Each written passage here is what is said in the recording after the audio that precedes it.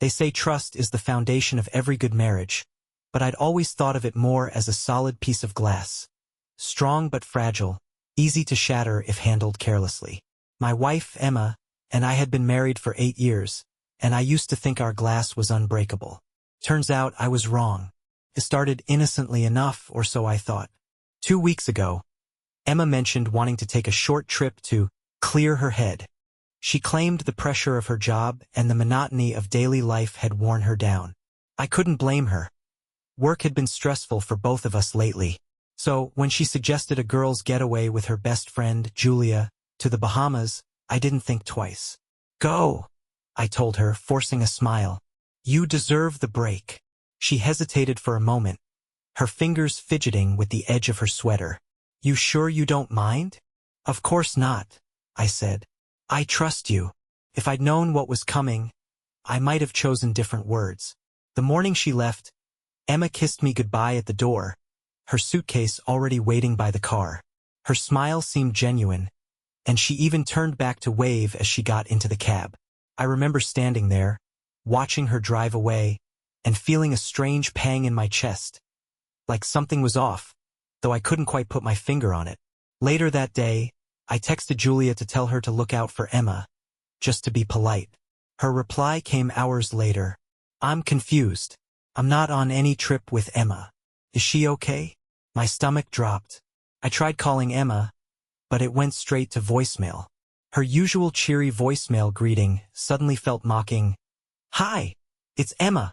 Leave a message, and I'll get back to you when I can. By the time the sun set that evening, my mind was a storm of questions. If Emma wasn't with Julia, then where was she? And more importantly, who was she with?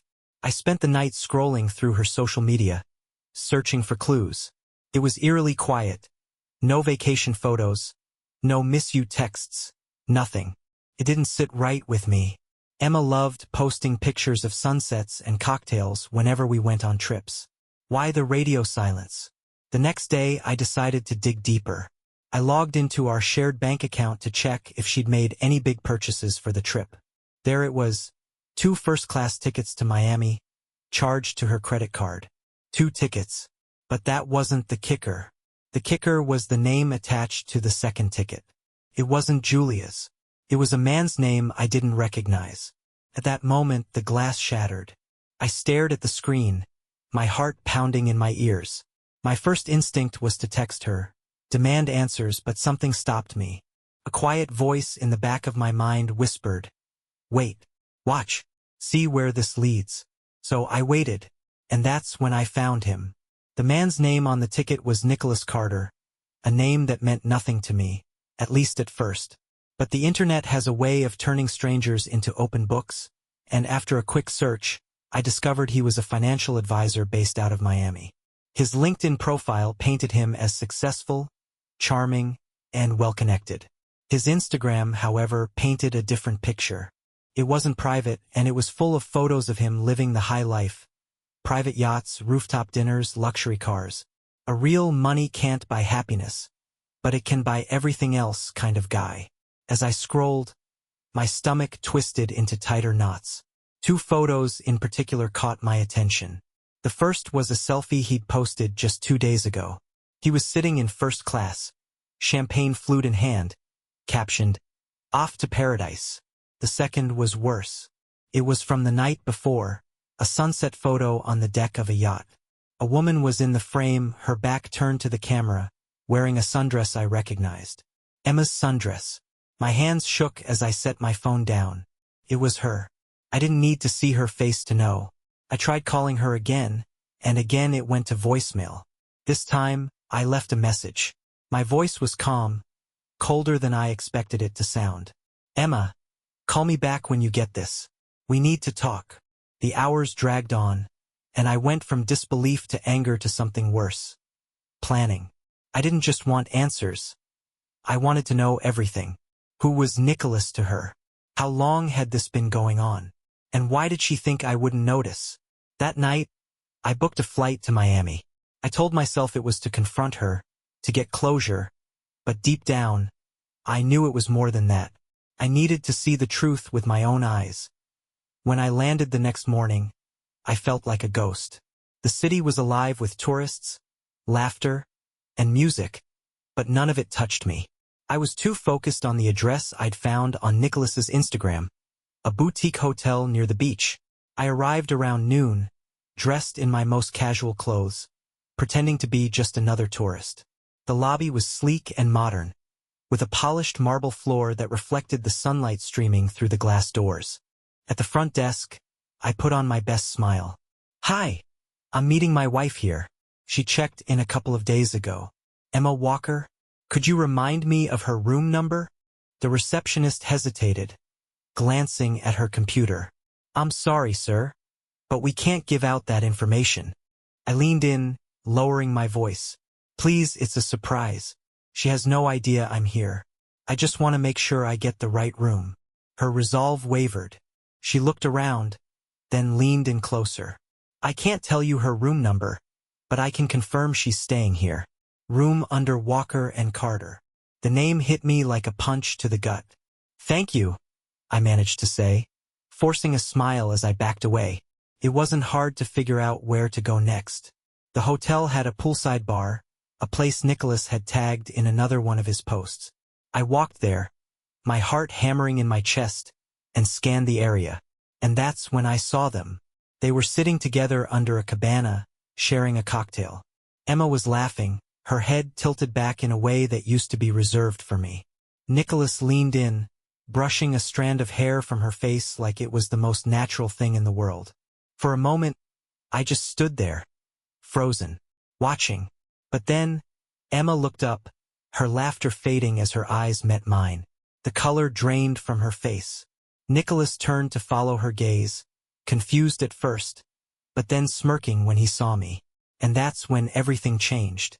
I walked toward them, my step steady, my voice calm. "Emma," I said, "introduce me to your friend." She stammered something incoherent, her face pale as a ghost. Nicholas, on the other hand, extended a hand, his smirk firmly in place. "You must be the husband," he said. I didn't shake it. Instead, I looked him dead in the eye and said, "Enjoy the drink. It's probably the last thing you'll enjoy for a while." The color drained from his face, too, because what they didn't know was that I hadn't come to Miami unprepared. Emma's face was frozen in shock as I stood there, staring them down. Nicholas shifted uncomfortably in his chair, clearly trying to maintain his composure but failing miserably. My calmness wasn't what they'd expected. I wasn't yelling or making a scene. No, I had come here to take control of the narrative, and I could tell it was throwing them off. "Emma," I said again, my voice steady, "how about we talk in private?"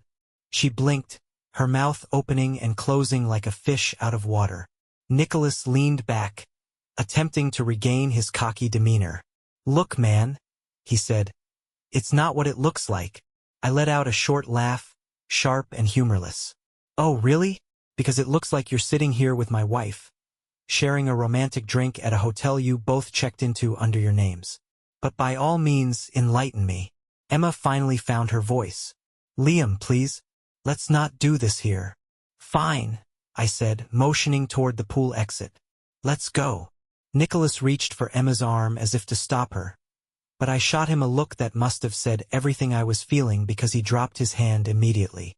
Without another word, Emma stood and followed me out. We ended up on the beach, far enough from the crowd to have some privacy. The waves crashed against the shore, their rhythm a stark contrast to the chaos inside me. "Start talking," I said, crossing my arms. Emma hesitated, her eyes darting everywhere but at me.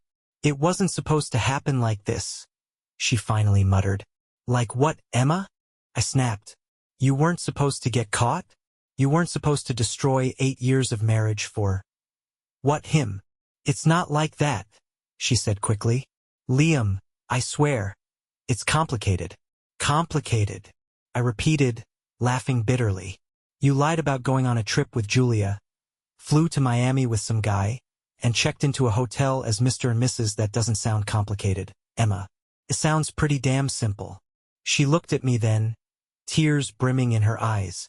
"I didn't mean for you to find out this way. That set me off. Oh, so you meant for me to find out some other way? What, were you planning to confess over dinner next week? Or were you just going to keep lying until it all blew up in your face? She didn't answer, and that silence said more than words ever could. Why him? I asked after a long pause. What does he have that I don't? Emma wiped at her eyes, her voice trembling. It's not about what he has. It's about what I lost. You stopped seeing me, Liam. You stopped hearing me. I felt invisible, and then Nicholas. He made me feel alive again. Her words hit like a slap, but there was no denying they carried a grain of truth. The last year had been rough, both of us drowning in work and barely connecting. But did that justify this? No. You felt invisible. So your solution was to run off with some guy you barely know? I shook my head. Do you even know what he's really like? Or are you just infatuated with the idea of him? Emma hesitated. And in that moment, I realized she didn't know Nicholas as well as she thought. A surge of resolve hit me. You want to know the funny thing? I said, my voice quieter now. I've been invisible too, Emma. But instead of running away, I stayed and tried to fix things. Because that's what marriage is supposed to be. Tears streamed down her face now, but I wasn't done. And while you were off with Nicholas, I did some digging. Do you even know why he's so interested in you? Because it sure as hell isn't love. Her brow furrowed. What are you talking about? I pulled out my phone, opening an email I'd received just the night before. Nicholas Carter, I read aloud. Currently under investigation for embezzlement and fraud. Uses women in vulnerable positions to access their accounts and assets. Emma's eyes widened, her face going pale. Yeah, I said, locking eyes with her. He's been using you, Emma. And you were too blind to see it. Her hands flew to her mouth as the weight of my words sank in. But before she could respond, my phone buzzed in my pocket. I glanced at the screen, and my heart stopped. It was Nicholas. Somehow he had gotten my number. I stared at the phone, Nicholas's name glowing on the screen like a taunt. Emma's face was a mask of panic, her lips moving soundlessly as if trying to will the moment away. Without thinking, I answered. Hello, Liam, Nicholas said, his voice smooth, unbothered. I thought we should talk man to man. You've got a lot of nerve, I said, my voice low. What the hell do you want? To clear the air, he replied. You've got this idea in your head that I'm the villain here, but I'm not. I care about Emma. I couldn't help but laugh. A cold, bitter sound that echoed across the beach. You care about her? That's rich, considering I know about your little schemes. How many other women have you cared about while draining their bank accounts? There was a long pause on the other end. For a moment I thought he might deny it, but then he surprised me. You've done your homework, Nicholas said, his tone losing some of its charm. But you don't know the whole story. Oh, I know enough, I snapped. I know you're a con artist, and I know Emma was stupid enough to fall for your act. But it ends here. Does it? Nicholas asked, his voice dropping to a dangerous edge. Because I don't think you understand what's at stake. The hair on the back of my neck stood up. What are you talking about? I mean, he said, his voice oozing smugness. That Emma's already involved. Whether she knows it or not, her name is tied to some questionable transactions. If this goes south, she's going down with me. Emma gasped, her hands clutching my arm as she listened. That's a lie, she cried. I didn't do anything illegal. Didn't you? Nicholas's voice cut through the air like a knife. Tell Liam about the documents you signed last month. You know, the ones I told you were for the investment fund.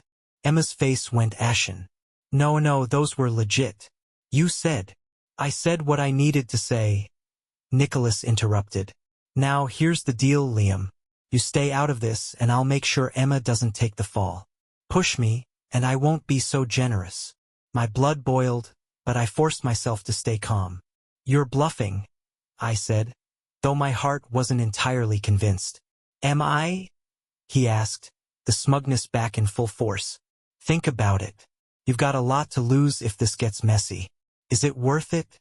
The line went dead before I could respond. Emma collapsed onto the sand, her hands trembling as she buried her face in them. Liam, I swear, I didn't know. I thought it was all legit. I didn't think. You didn't think? I echoed, my voice hard. That much is clear. Tears streamed down her face as she looked up at me. I didn't mean for any of this to happen. I was stupid. Okay? I was stupid. And now it's all falling apart. For a moment, I felt a pang of pity for her. She looked so small, so lost. But then I remembered the lies, the betrayal, and the way she'd laughed with Nicholas under that cabana like I didn't exist. You made your choices, Emma, I said, my voice cold. And now you have to face the consequences. But what do we do? She asked, her voice barely a whisper. If he's telling the truth, I'm in serious trouble. We're in serious trouble. We, I said, raising an eyebrow. You think this is a we problem now? You dragged yourself into this mess. Emma, you didn't think about we when you boarded that plane, did you? She flinched, the weight of my words hitting her like a slap. Still, I couldn't just walk away, not yet. Whatever my feelings for Emma were, I wasn't going to let Nicholas ruin more lives. Not hers, and definitely not mine. I pulled out my phone and started typing. What are you doing? She asked, her voice shaking. Calling someone who can help, I said, because if Nicholas thought he could scare me into submission, he was about to learn just how wrong he was. The person I called was an old friend of mine, Ethan, a private investigator with a knack for dismantling con artists like Nicholas. If anyone could untangle this web, it was him. Ethan, it's Liam, I said when he answered. I've got a situation. He chuckled lightly. You always do, my friend. Lay it on me. I gave him the rundown. Emma's affair, Nicholas's threats, and the financial trail Nicholas had left. Ethan's tone shifted, growing sharp and focused. This guy's dangerous, Ethan said. If he's involved in fraud and he's leveraging Emma, you're looking at more than a simple affair. We need to act fast before he makes another move. How fast? I asked. I'll start digging tonight, Ethan replied. Send me everything you've got, emails, photos, anything that ties him to Emma or those transactions. But Liam, listen carefully. Don't confront him again. Guys like Nicholas thrive on intimidation, and he's already shown he's willing to play dirty. I hung up and relayed Ethan's instructions to Emma. She nodded, still visibly shaken but cooperative. Together, we went through her emails, bank records, and messages. It didn't take long to uncover the so-called investment fund Nicholas had roped her into. The transactions were cleverly disguised, but the deeper we dug, the more damning the evidence became. It was clear Nicholas had used Emma's name and credentials to funnel money through a series of shell companies. I can't believe this, Emma said, her voice trembling. I thought he cared about me. I clenched my jaw, biting back the urge to say something cruel. She was already drowning in guilt, and as much as I wanted to let her sink, I needed her help to bring Nicholas down. The next day, Ethan called with an update. I've got good news and bad news, he said. The good news is, I found solid evidence linking Nicholas to several other scams. The bad news? He's already catching on that someone's digging into his business. What do you mean?